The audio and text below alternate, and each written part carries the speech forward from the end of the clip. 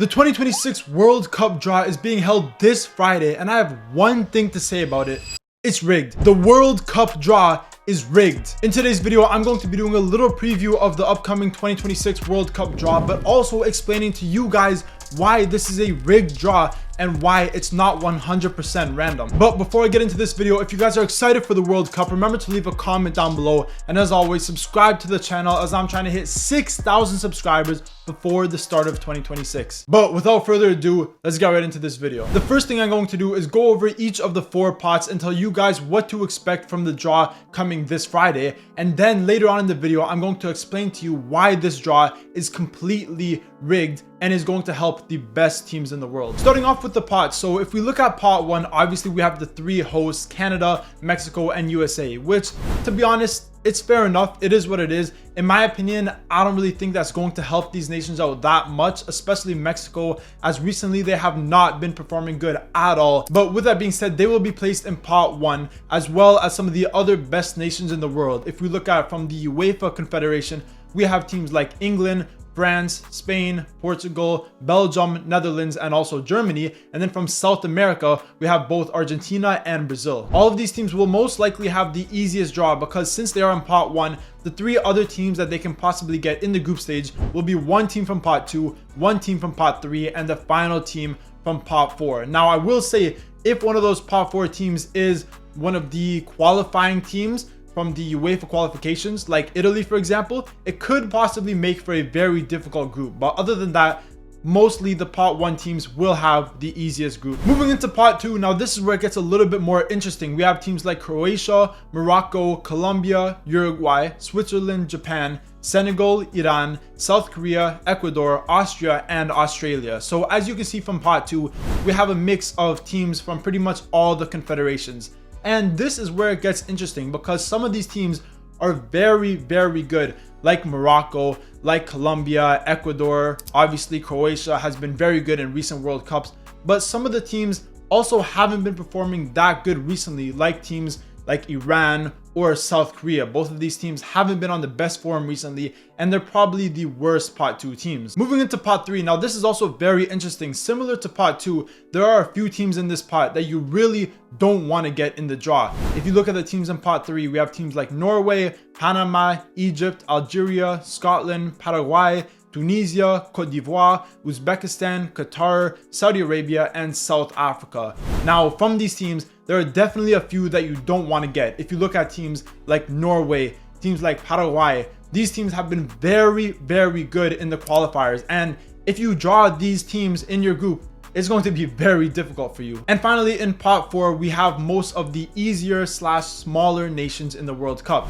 Nations like Jordan, Cape Verde, Ghana, Curacao, Haiti, New Zealand, and also the 6 teams that still have yet to be confirmed. Now, like I said, the teams that are already in pot 4 are generally the easier teams, but the teams that can still qualify through the playoffs, teams like Iraq, Congo, Italy, Denmark, Turkey, these teams can be very, very tough, and it could possibly make for a group of death. But with that being said, I have to explain to you guys why the 2026 World Cup draw is completely rigged. Now, FIFA have come up with a few rules for this draw, and the first main rule that you need to know about is that there can be 2 nations from UEFA in a group, but from any of the other confederations, there can't be 2 different teams from the same confederation in a group. So you can't have a group with Brazil and with Colombia. That's not going to work. You could have a group with Turkey and Norway, but Brazil and Colombia won't work. Obviously, this does make sense because Europe does have the most teams that qualify for the World Cup with 16.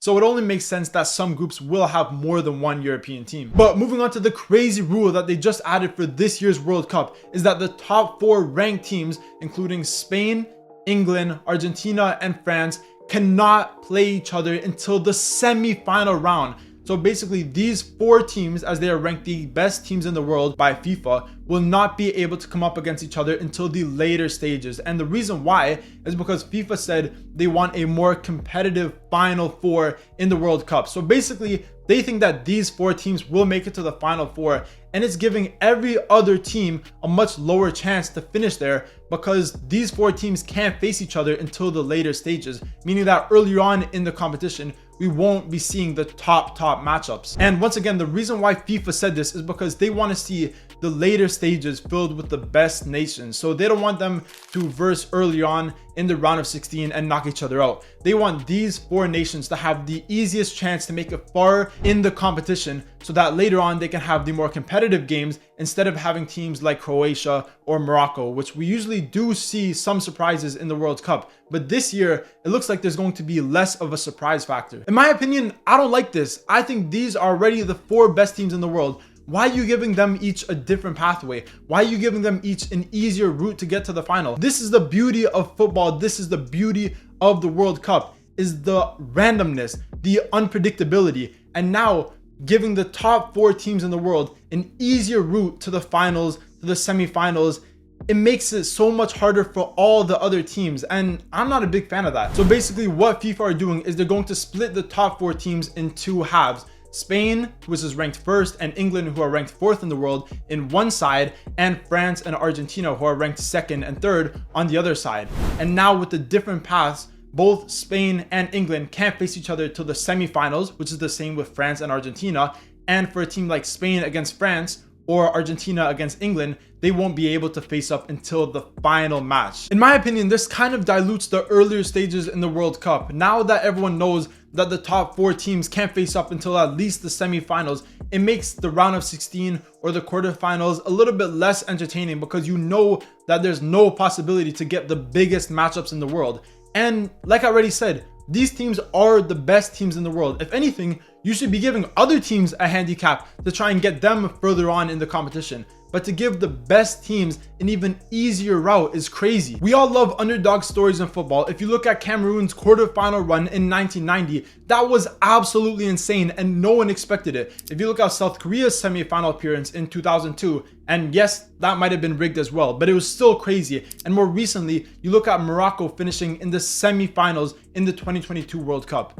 Everyone loved that. Everyone enjoyed that Morocco versus Croatia game. Everyone loved that these teams were able to make it so deep into the competition. But now with the bigger teams having this handicap, not having to verse each other earlier on in the competition, and they will only face up against each other later in the competition, it makes it harder for all the other teams. I don't know. In my opinion, if we get to the semifinals and it's England against Spain and France against Argentina, I just feel like it won't be that authentic. And once again, that's what makes the World Cup so great. That's what makes football so great, is obviously it's a very simple sport. Obviously it's loved by the whole world. But the main thing is this unpredictability in these knockout stage competitions. You look at the Europa League this season, it's crazy. I do Europa League predictions and I know nothing. I never get my predictions right. Even the Champions League, it's crazy. You look at the domestic leagues, every single league, you don't know who's going to win. Look at La Liga, Real Madrid falling off. Look at the Premier League, Liverpool falling off. You look at Ligue 1, PSG currently sit in 2nd place.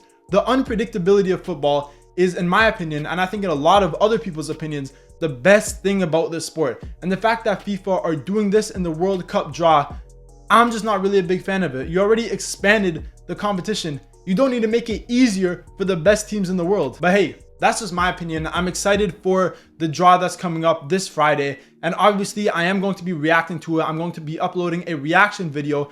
And then probably a few days later, I'm going to be analyzing all the groups and telling you guys who I think have the best chance to advance out of the group, and sadly who were the losers in the draw and who got very unlucky in their group. But that is the end of this video. If you guys enjoyed this video, remember to leave a like on the video and leave a comment down below telling me if you guys like this new rule that they added, or if you guys think that the draw is rigged as well. As always, remember to subscribe to the channel, because I'm so close to hitting 6,000 subscribers and I can't do it without you guys. And as always, if you enjoyed this video, remember to leave a like, comment, subscribe, all that good stuff, and stay tuned for more videos.